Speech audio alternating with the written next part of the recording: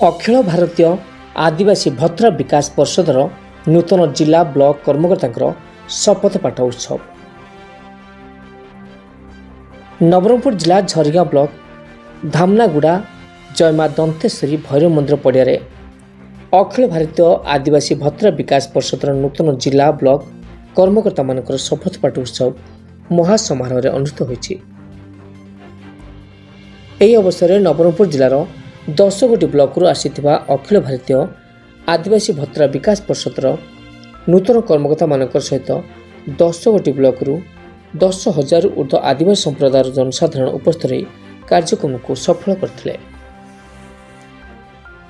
ଅଖିଳ ଭାରତୀୟ ଭତ୍ରା ବିକାଶ ପରିଷଦ ନବରଙ୍ଗପୁର ଜିଲ୍ଲା ନୂତନ କର୍ମକର୍ତ୍ତା ଚୟନ କରାଯାଇ ଏଠାରେ ଶପଥପାଠ କରାଯାଇଥିଲା।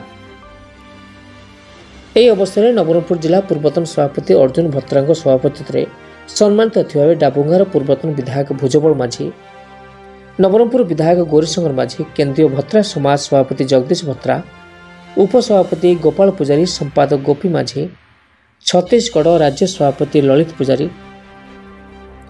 ଦନ୍ତେୱାଡ଼ାର ଦନ୍ତେଶ୍ୱରୀ ମା ପୂଜାରୀ ମହାଶୟ, उमरकोट ब्लॉक अध्यक्षा राधा भत्रा, डाबुगा पंचायत अध्यक्षा बीणा माझी, पापड़ाहांडी ब्लॉक जिला परिषद सभ्या डॉक्टर लिपिका माझी प्रमुख मंचासीन होते। नवनिर्वाचित जिला सभापति जगन्नाथ माझी को पूर्वतन जिला सभापति उत्तरीय एवं पुष्पगुच्छ दे स्वागत करते।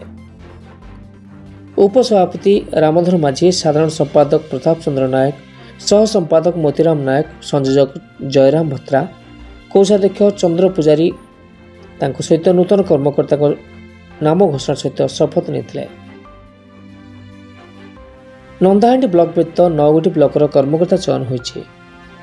समस्त नूतन कर्मकर्ता को केंद्रीय कमिटी सभापति एवं नूतन सभापति मंच समस्त अतिथि मान द्वारा शपथपाठ कराई पुष्पगुच्छ एवं उत्तर दे स्वागत कराइतिला।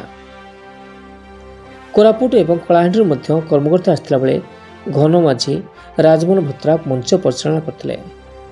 तांकु दैतर पूजारी नरसिंह माझी सहयोग करथिले। आज 10,000 ऊर्ध्व जनसाधारण समागम होता बेले समस्त मध्याह्न भोजन व्यवस्था कराइतिला। नवरंगपुर मीर शंकर पात्र रिपोर्ट।